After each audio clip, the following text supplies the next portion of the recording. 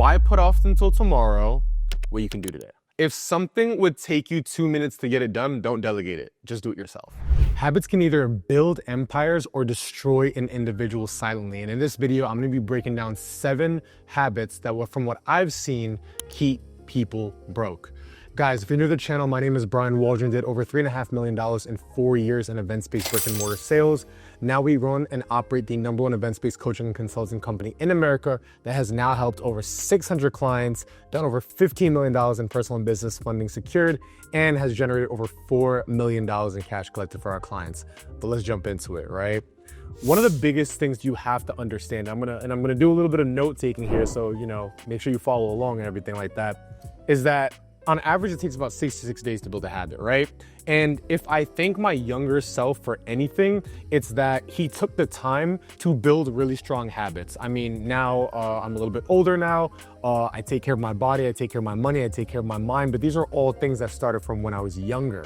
So one of the biggest things that I know really helped me was living below my means, right? So when it comes down, and I know that kind of looks different for everybody, right?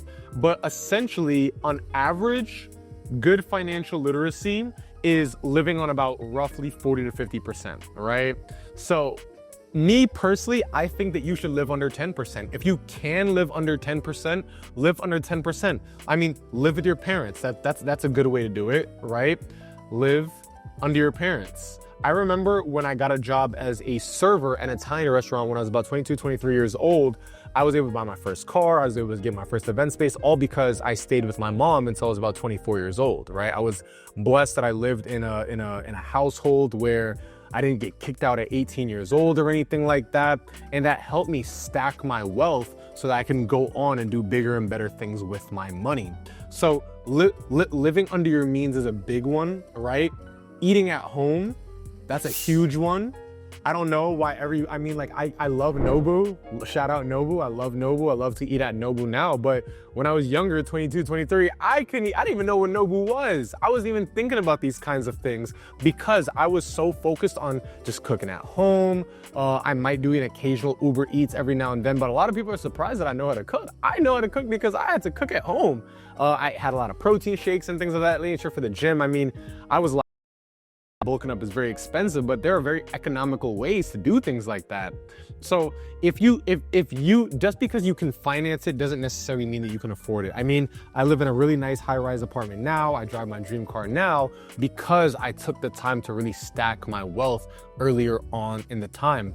And at the end of the day, you have to use your money to build wealth, right? If you're overspending, you're spending all this money on Gucci and Louis or the nicest apartment, things of that nature, it's just not gonna make any sense. So living under your parents, eating at home is a really good one to stack up.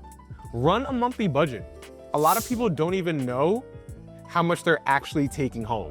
If you have, say for example, let's run some numbers, right? Let's say for example, you make $100,000 a year, right? If you make $100K a year, right, let's just do some quick back of napkin math. If you make $100K a year, that's, let's say before taxes, that's about what, 80, 83, 33? Let's do the quick math on that. Let's do the quick math on that. If you do 100, make $100,000 a year, that's about 83, 33, right? Before taxes. So let's just say after taxes, that's like 6K, right? 6K a month, right? For you to live on 10% of that would be kind of hard, right? To live on $600 a month, right? But it's not impossible. And I wanted to show you guys like how it's not impossible, right? If you're living, what are the biggest expenses? Rent, car, food. Those are the biggest expenses, and maybe the occasional leisure, right? Well, if you're living at home, rent is gone. If you're fortunate to be able to take the train or take the bus or whatever the case may be, car is gone. But here's the thing, right? Even if you want to have a car doesn't necessarily mean a monthly payment, right? And if you have something like my first car was a Nissan Altima, gas probably cost me like maybe $50 every a week or something like that. So let's say for car insurance, maybe let's say like what, $100, unless you're a man and under 25 and live in New York like I was, then it's not $100.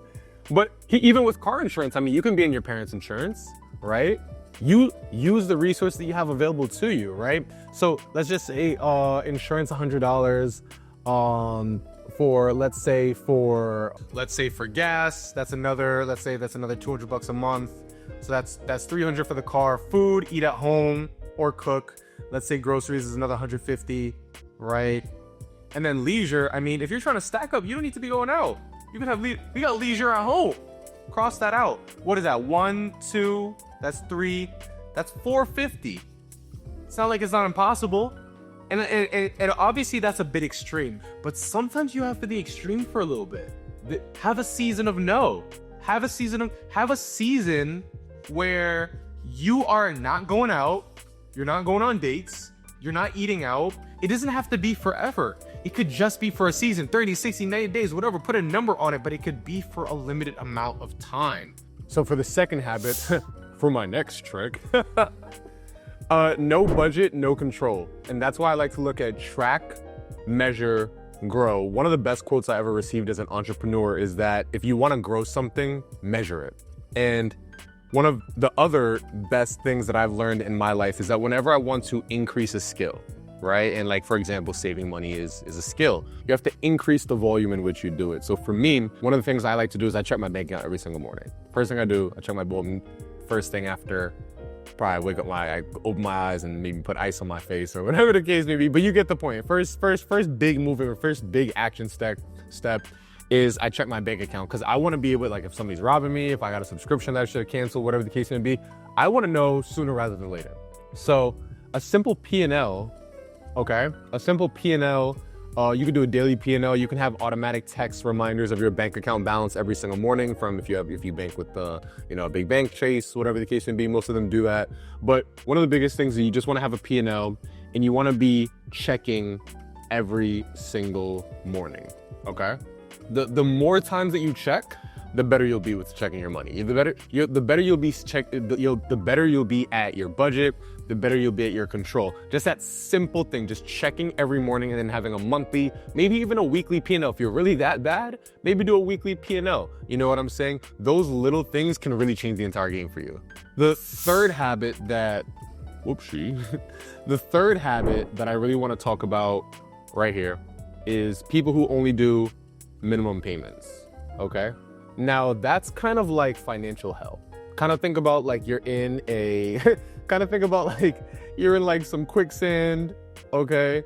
And you're just like right here and you're never getting out, right? Because you just constantly just keep doing the minimum payments. We gotta make sure that we increase that. They go bigger and bigger. Now, when it comes down to paying credit card debt, one of the biggest things that I love to do is the snowball method, which is like you'll take the smallest credit card, then you'll pay a slightly bigger one, then you'll pay a slightly bigger one, then you'll pay a slightly bigger one off. And with that being said, you start to build momentum, and it doesn't feel like, oh my God, like I got this big $100,000 or whatever, if you have $100,000, but like it just doesn't feel as big. But the big thing is that that's how the credit card companies get you. If you're constantly doing the minimum payment, well, you're not actually taking care of the actual principal, and then you're still paying interest on that principal. Like I remember this one time I had a balance on my credit card and I see like $2,500 in interest. I'm like, God damn. Because a lot of these credit cards is 20, 30%. So you can't be paying that every single month, because then you'll literally be in financial hell. And that's nowhere to be. That's my little fireball, whatever that is. whatever that is. That's my little fireball, whatever the case would be. But understand how credit works. Understand the minimum payments, and make sure you are subscribed to the channel. I talk a lot about credit, obviously, in addition to event space, because you need to utilize credit to get the event space. So it's a big part of it. So make sure you like, comment, and subscribe. Yeah, boy, you feel me. Let's go on to habit number 4. Habit number 4, turning a page. Because that's what we're doing, right? We're turning a page in our financial journey, okay? So habit number 4 is not having an emergency fund, okay? No emergency fund. Now this is risky business. Where was it? I heard somewhere that the average American has like $1,000 saved. Like, how crazy is that? Like $1,000 saved. Like, think about people that like you go to school with. Think about people that you work with. Like, the average person, literally $1,000 saved. Whoopsie, right? So like, the big problem with this, right, is that everybody has unexpected bills, okay? We have unexpected bills, we have unexpected obligations. Say, for example, a family member, you got to help out a family member, you have a car breakdown, you know what I'm saying? Family, car, whatever, like your child might get sick, whatever the case may be. And then like, if you don't have any cushion to take care of these things, what are you gonna do at that point? Me, I think the general rule is 6 months of expenses. If your monthly expenses are $30,000 or whatever the case may be, that's $180,000 just kind of stashed away. You should always have that, because the thing about it is just you don't understand how many people, like, it's a negative downward spiral where they had one bad hit. And I was talking to a lady on a sales call the other day, and she had no savings. She was like 60 years old, had a daughter, had a granddaughter, and now it's just like, okay, you got one medical bill, you're living off your retirement, your 401k, whatever the case may be, you're cooked. You're done. It's over for you. At one unexpected expense, and you're back in debt. Just like that. One of the biggest things, and this is honestly this isn't sponsored. If it was sponsored, I'd tell y'all. But one thing that I use to really help me kind of like put aside a nest egg is something called Digit. I think they renamed it Opportune. But what they basically do is they measure your spending patterns and they move money aside for you. So they say like, okay, cool, like Brian is bringing in $1,000 a week or whatever the case may be. He could comfortably put aside $15 every single week. And lately, and you can also turn yours all the way up, because I was looking at mine the other day. I'm like, why is this so high? But you can turn it all the way up so you could really get aggressive with saving. And that's what I did, because I just have it like all the way up, because I'm just like, all right, whatever. Like it's money I'm not even thinking about. So it'll automatically move the money aside for you. And it's something that I've been using for years. And it's nice because like every single time I check it, it's like an extra, extra couple thousand, extra couple 10,000 or whatever the case may be there. Like you weren't even thinking about. So it's called Digit. I think they renamed it Opportune, Opurtun, if that's correct. But it's a great way to kind of just build up a nice little emergency fund. And you can also set goals. Like you can say, hey, look, listen, like I need 10,000 in 6 months or whatever the case may be. Go ahead and put a certain amount aside for that to make that much or whatever the case may be, right? That's a big one. Habit number 5. So a big problem that I see when it comes down to building and habits that are keeping you broke is delaying investing, right? One of the things that I'm truly thankful for my younger self is I started investing early, right? Like I got into stocks, I got into crypto, I got into investing myself. Now, when it comes down to investing, all right, I might spend a little bit of time on this topic because I'm really big on that. Is that yes, you can invest in stocks, all right? You could invest in stocks. You could invest in crypto. You could invest in event space, right? You could invest in all these different things. But I think the biggest investment is you. Like that's the biggest investment. Like invest into skills. Invest into things that are going to increase your rate to earn income. Now, what that might be like sales training. That might be like your personal brand. That might be your looks, right? Because, being more attractive helps you sell, right? Controversial opinion, but you know what I'm saying? Like there's a reason plastic surgeons are some of the, highest paid surgeons in the world, right? Shout out Dr. Miami, right? But you want to be investing in you. Like I think Alex Hormozi phrases it as what the S&E 500 as opposed to S&P 500. And I don't think that could be an even true. I don't think there's a true statement in that, because the thing about it is just like, I remember I invested $30,000 in my first mentor when I didn't have $30,000, but it's paid me multiples over just off the sheer exposure, just off the opportunity, just off the doors that have been opened, just off being able to say that I spent that kind of money. And now full circle, it comes back to be a great story now, because it's just kind of like, well, I did that in me. So when I go and charge 30,000, 40,000, 50,000, whatever the case may be, I'm not speaking out my ass or anything like that. I've done it myself, and I did it when I didn't have it. There's always two people when it comes down to investing. There's people who, there's no lack of resources, only a lack of resourcefulness, right? And there's always gonna be two options. You can do the same thing you've been doing before where it's gotten you back to this position, or you could do something different that's gonna get you somewhere different. What do you think the outcome works out better for? It's that simple, right? So obviously the earlier you start, the better, right? But I think it's really key in terms of what you invest in. That's the biggest thing right there. Because you can go ahead and invest in stocks. You could go ahead and invest in crypto. You could go ahead and invest in event space or whatever the case may be. But until you invest in mentorship, until you invest in improving your skill set to get these things up, they're not gonna do anything for you. It's that simple, okay? This is a big one, right? Habit number 6, I'll do it later. Words of death. Right? When it comes down to I'll do it later, I have a couple different rules for this, right? Number 1, why put off until tomorrow what you can do today? And then number 2, and this is for my entrepreneurs, this is for all my people who have assistants and EAs and virtual assistants and all that good stuff, right? The 2-minute rule, right? If something would take you 2 minutes to get it done, don't delegate it. Just do it yourself.